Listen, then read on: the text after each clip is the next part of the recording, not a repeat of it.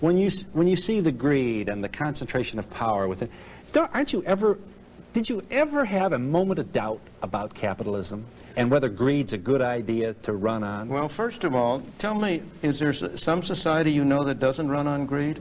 You think Russia doesn't run on greed? You think China doesn't run on greed? What is greed? Of course, none of us are greedy. It's only the other fellow who's greedy. The world runs on individuals pursuing their separate interests. This idea, I would say, is generally true, which is why, generally, libertarianism makes sense. In fact, I would say all of our modern understanding of economics is essentially libertarian. However, some people take this idea a little too far. Should someone have to have a government-issued license to drive a car? Hell no. What's next? Requiring a license to make toast in your own damn toaster? The license to drive? You know, I'd like to see some competency exhibited by people before they drive. Those people booing Gary Johnson are the libertarian fundamentalists, so to speak. They call themselves anarcho-capitalists, or ANCAPs. And while admittedly they do deserve a more sophisticated and charitable criticism from me other than... I'm offended that you are asking me such stupid fucking questions, to be honest. This video is a Steelman and critique of the libertarianism that your average politically engaged person thinks of, which I think is best encapsulated by Milton Friedman, the original Ben Shapiro. I'll make some comments about libertarian policy, but I'm much more interested in the philosophical base on which the entire ideology is built, and what it gets right, and more importantly, what it gets wrong in a very systemic way. So let's jump right in. A lot of people criticize libertarians for being overly individualistic. Not surprising, given what Milton Friedman's fundamental worldview is. But the common sense libertarianism that Milton Friedman espouses is actually more sophisticated than that, as he clearly acknowledges the ostensibly irrational collectivist nature in human beings, and how it actually is the fundamental basis of society, specifically as it relates to families. As you grow up, you will discover that this is really a family society and not an individual society. We tend to talk about an individualist society, but it really isn't. It's a family society. And the greatest incentives of all, the incentives that have really driven people on, have largely been the incentives of family. You know, the thing is that the thing that is amazing that people don't really recognize is the extent to which the market system has, in fact, encouraged people and enabled people to work hard and sacrifice in what I must confess I often regard as an irrational way for the benefit of their children.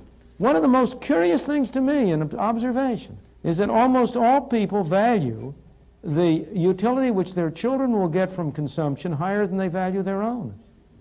So the acknowledgement that individuals value the utility of their family over themselves, I think, grounds what I call common sense libertarianism in reality, because it acknowledges the collective nature of humanity. And I think it's fair to translate this idea of valuing the utility of one's family to valuing the utility of the collective, because from an evolutionary point of view, the reason we value the utility of our family is an extension of the social circuitry we used to value the utility of our tribe. Because remember, the nuclear family is a modern invention, so to speak, and the original environment that we inhabited, the social environment, was that of the tribe. Hence, Milton Friedman implicitly, because I don't think he understood this at the time, but implicitly acknowledging the collectivist nature of human beings. And because he understood this, he didn't take the anarchic view that there should be no social safety nets or that it's every man for himself. He acknowledged that because we have a collective responsibility to those around us, our tribe, our nation, he actually proposed a very sophisticated social safety net,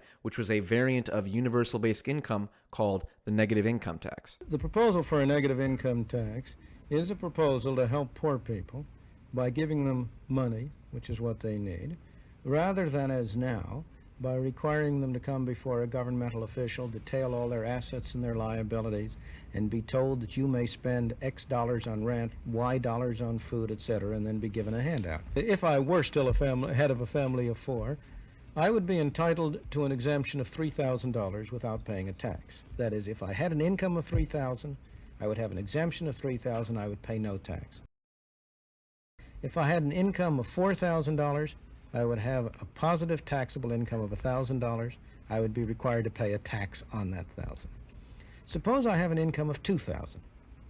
Then by the same arithmetic, I have a negative taxable income of $1,000. Minus $1,000 is my taxable income.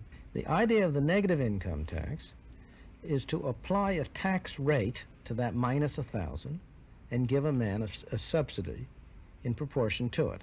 Now, while I do think the negative income tax is a phenomenal policy, I want to get into the criticisms of libertarianism, both the obvious ones and the deeper philosophical ones, but we'll start with the obvious ones. As an economist, Milton Friedman only focused on the economic calculations in his theories. So, for example, he was a big proponent of free trade, because in his mind, if a foreign country subsidizes their industry, let's say steel or pharmaceutical drugs, and we import those products instead of manufacturing them here, then it would reduce employment in those industries domestically, but the consumer would be better off because the goods would be cheaper in general. Let us suppose for a moment that the Japanese flood us with steel. That will reduce employment in the American steel industry, no doubt. However, it will increase employment elsewhere in America.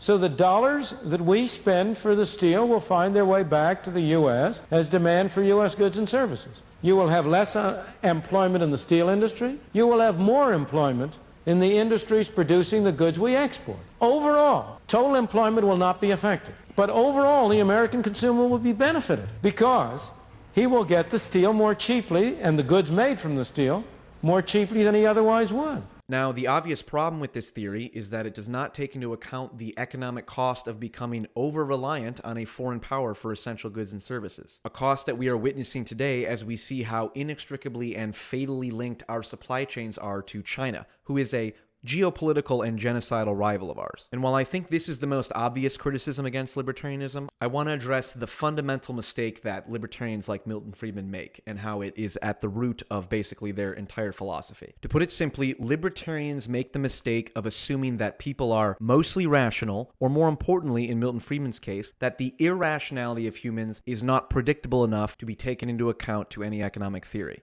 We don't insist on people that people always behave rationally. What we insist on is that you're not able to predict random irrational behavior. And therefore, the only kind of behavior that you can hope to predict is behavior that has some regularity. And one individual may behave any way at all, but we're not really concerned with individual behavior. That's the role of the psychologist or of the physician. We're concerned with group behavior. And if I take a lot of people, many of them may behave in all sorts of crazy ways, but the group as a whole, the common tendency, the thing that's going to come out of it, is something which will be as if it were rational behavior. Now, Friedman is not saying that when people are in groups, they're more rational. He's saying that when you look at many individuals, their irrationality gets filtered out, so to speak, by the law of large numbers. But the fundamental mistake that Milton Friedman makes is the claim that you cannot predict the irrational behavior of individuals, when the entire field of behavioral economics is essentially doing just that. Here is a good example of how human beings do not act rationally and in fact act predictably and reliably irrationally. One of the most popular experiments in behavioral economics is called the ultimatum game. In this experiment, two players decide how to share a specific sum of money, let's say $100. The first player is given all the money and then is asked to propose a way of splitting it with the second player. Now, if the second player accepts the deal, both players get to keep the money. But if the second player refuses, nobody gets to keep the money. When the first player offers to split the money 50-50, the second player almost always accepts. But what happens when the first player offers an unequal split, like 80-20? Would you accept that offer? Well, it turns out that less equal offers are often rejected. Now, that doesn't seem surprising, but it directly contradicts classical economic theory. It's irrational. The rational choice would be for the second player to accept any offer, even if it's only $1. I mean, after all, $1 is better than nothing. But human behavior is not motivated solely by gain. It's also shaped by complex ideas like fairness, injustice, and even revenge.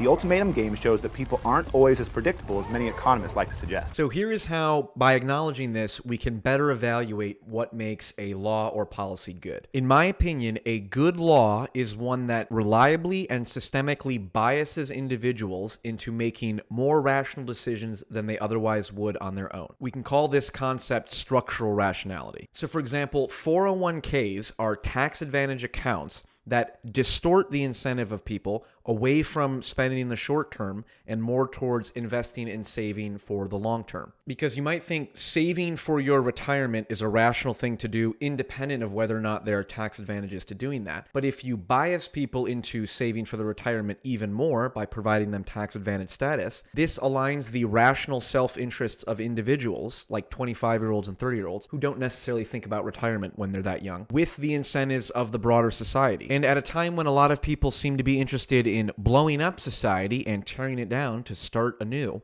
it does seem like any law that ensures that people have a financial incentive to keep society stable, is probably a good law. And I'll end this video with my favorite example of structural rationality, which has to do with the fact that I, as a genetically deficient fool, am allergic to peanuts and tree nuts. And if I accidentally ordered the wrong dish at a restaurant, I could literally die. A good example of structural rationality is like a law they have in Europe where you are required to list on any menu all of the major allergens. This law biases both me and the owner of the restaurant into making a decision that is clearly in both of our own self-interest, which is me not die and they not get sued. So until I hear a good argument against why this shouldn't be a law in every place in America, I will gladly call myself a libertarian as a rule of thumb.